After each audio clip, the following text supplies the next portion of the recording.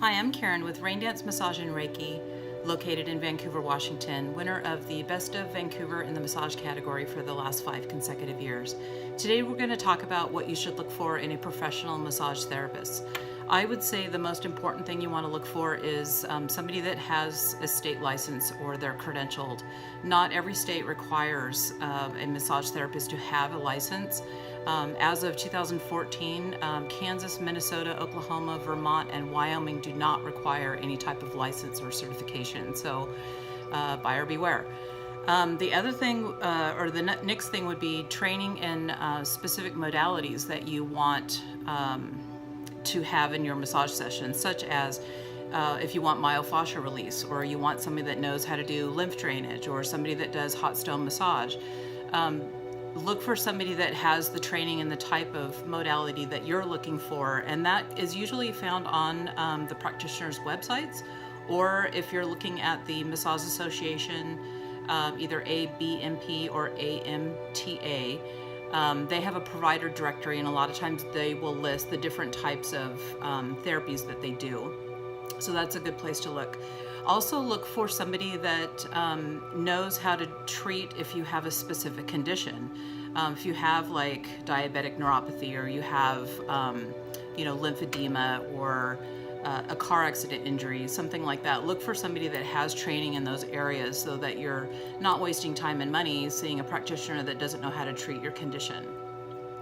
And if you have a condition that you need to have, like you're using your health insurance, or if it's an auto accident, your auto insurance, and a claim needs to be submitted, make sure that the provider is credentialed with those organizations so that you can utilize their services for your condition, and they can submit the claim on your behalf. Also, I think it's really important to look at if they offer like session time. Like, make sure that you're going to get like an hour or 90 minutes or even 2 hours. Like, if you have a certain condition that's going to require additional time, make sure you're not going to a place that offers like 50-minute sessions. Like, sometimes clinic environments will do that. Sometimes like the chains, the massage chains like Massage Envy and Hand and Stone, they definitely do 50-minute sessions, and sometimes that's just not enough to treat what you have going on. So I personally think that you should check and make sure that they're actually doing an hour at a minimum, or if they're doing one body part, then 30 minutes fine. But if they're doing treating a specific condition, then I would strongly suggest making sure that you're getting at least an hour or 90 minutes, depending on what you've had or what you have going on. Next, I would say look for a place that has like a relaxing environment that's free of stress, that is relaxing to you. Some people don't mind more upbeat music, or if you go to like a spa and they're doing hair and they've got blow dryers going on in the background, sometimes that doesn't bother you. But if it does, then that's not the right environment. Massage therapists work really hard to create a safe space for people and a relaxing environment, but sometimes there could be other things going on in that facility that aren't really conducive to that. So I would look for something that kind of matches your vibe as far as a safe space. Also, find a therapist that respects your boundaries. We talked in a previous session about feedback and the importance of that, and if a massage therapist is working too deep, or you don't like what they're doing, or there's an area you don't like touched, like your feet are super ticklish and you don't want that massaged, make sure you let them know, and they should respect those boundaries. They shouldn't be saying, oh, well, that's damaged tissue and we really need to work that out, or that's it won't hurt as bad next time, just breathe through it, or, well, it's really important to have foot massage, so I'm going to work here regardless of whether you're ticklish or not. I mean, that's not okay. You're the customer, you're the one that's paying the bill. You should be able to dictate what your boundaries are and what you want or don't want out of the session. So definitely, I think that's a strong point. Also, I personally do this in my practice, but I think it's important that you find a therapist that is willing and able to customize your session to your specific needs.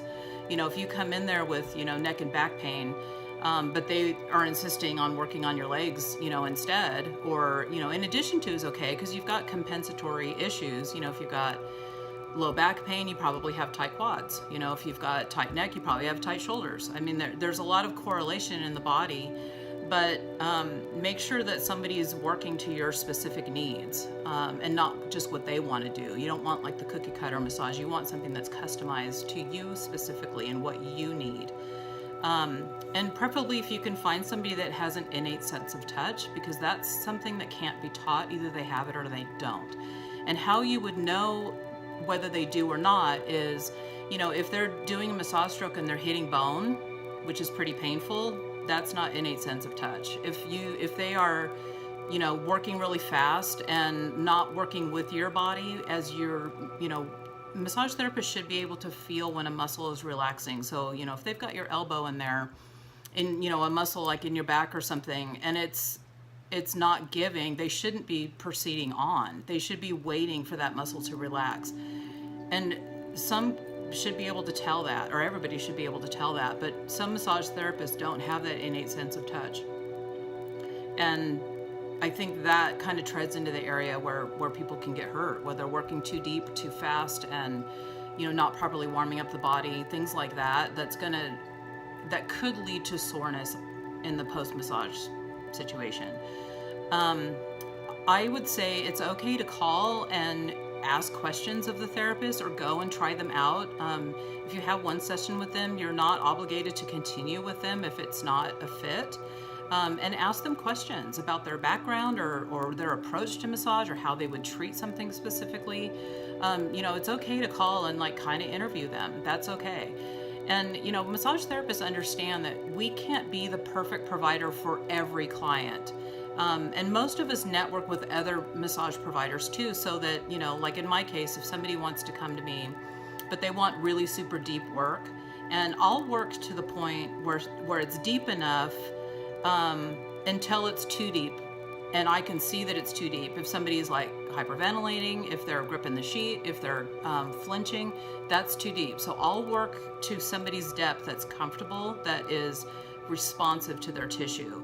But some people come in and they say, I want to be beat up. I want to feel like I've had a massage, like I've been beat up. And if I'm okay if I'm sore after that, I'm not the right massage therapist for that person. So I know people that work a lot deeper than I do, and I'm more than happy to refer them out. Or if somebody wants some specific thing like scar tissue mobilization, I don't specialize in that. So I know people that do, and I'm happy to refer them out. So don't be afraid, if you try somebody out and they're not your cup of tea, feel free to ask them, this is what I need, can you make a recommendation? And they may say, well, let me try again. I could do deeper next time, or I can, I know a little bit about that, and then you can judge whether you want to have them do that or not.